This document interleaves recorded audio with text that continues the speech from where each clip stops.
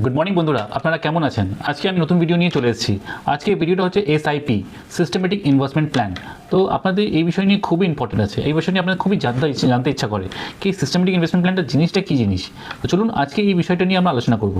আমি তারিক আজিজ সৈয়দ ফিনসাব থেকে আপনাদের এই ভিডিওটা নিয়ে চলে এসেছি।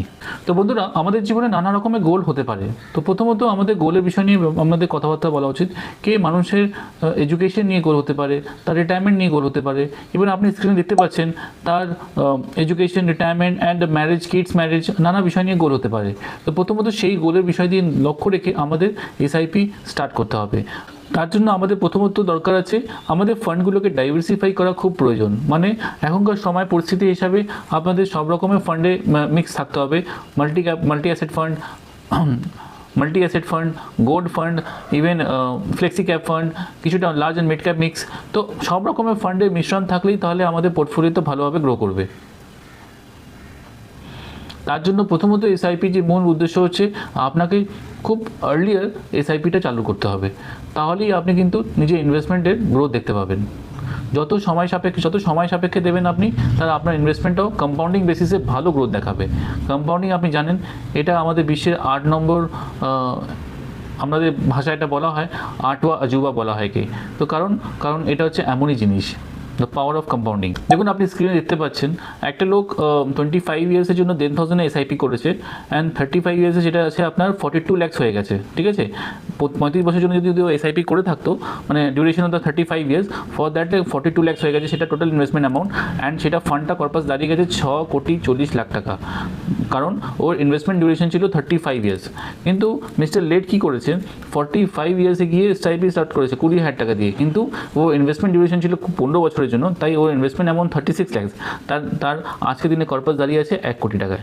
তো এখানে আপনি বুঝতে পারছেন দ্য পাওয়ার অফ কম্পাউন্ডিংয়ের ম্যাজিক। ইনভেস্টমেন্টটা আপনাকে ইনভেস্টমেন্টটা রেগুলার করতে হবে। আদারওয়াইজ আপনি ইনভেস্টমেন্টটাকে রেগুলার যদি করেন, তাহলে আপনার মার্কেটে যখন যদি কোনো আপ ডাউন বা এনি আপনার যে ভলিটিলিটি থাকে মার্কেটের মধ্যে, সেটা আপনি এনজয় করতে পারবেন। লাইক আজকে সাপোজ আপনি কোনো এসআইপি স্টার্ট করছেন মিউচুয়াল ফান্ডে, সেখানে ইউনিট প্রাইসের দাম সাপোজ ধরে নিন 10 টাকা আছে, সেটা মার্কেটে কোনো কারণে ডাউনের জন্য সেটা প্রাইস হয়ে গেল 6 টাকা।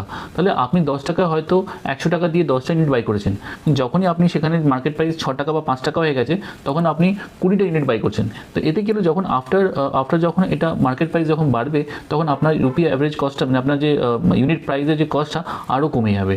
তো এখানেই একটা ম্যাজিক আছে, যেখানে এসআইপিতে একমাত্র সম্ভব যে প্রতি মাসে মাসে আপনি ইউনিটগুলো বাই করেন। তো মার্কেট পড়ে থাকলে ভয় পাওয়ার কিছুই নেই, আপনি বেশি পরিমাণ ইউনিট বাই করছেন, এটা আপনার একটা সুবিধা জিনিস। 1979-এ সেন্সেক্স ছিল 100, আজকে সেই সেন্সেক্স দাঁড়িয়ে আছে 80,000-এর কাছাকাছি।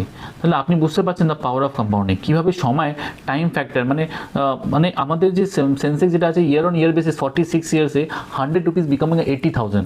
তো আপনি এটা বুঝতেই পারছেন কীভাবে পাওয়ার অফ কম্পাউন্ডিং, কীভাবে পারফরমেন্স, মানে আমাদের যেখানে আমরা ইনভেস্ট করছি বা এসআইপি যে মিউচুয়াল ফান্ডে বা স্টক মার্কেট বা ইকুইটিতে, তার যে পারফরমেন্স আপনি বুঝতেই পারছেন এখান থেকে। কি 100 টাকা যদি আপনি আজকের দিনে, মানে 1979-এ যদি বিএসসিতে লাগাতেন বা সেন্সেক্সে লাগাতেন, সেটা আজকের দিনে দাঁড়িয়ে থাকতো 80,000। ভলিটিলিটি নিয়ে ভয় পাওয়ার কিছুই নেই, মার্কেট নিচে পড়ে গেলেও কোনো ভয় পাওয়ার কিছু নেই, মার্কেট উপরে উঠলেও আপনাদের ভালো, নিচে নামলেও কোনো প্রবলেম নেই। যত নিচে নামবে তত আপনি বেশি বাই করবেন। তো ভলিটিলিটি নিয়ে কখনো ভয় পাবেন। তো বন্ধুরা, এখনকার বিষয় ব্যাপারটা হচ্ছে অনেক রকমের এসআইপি আমাদের চলছে এখন।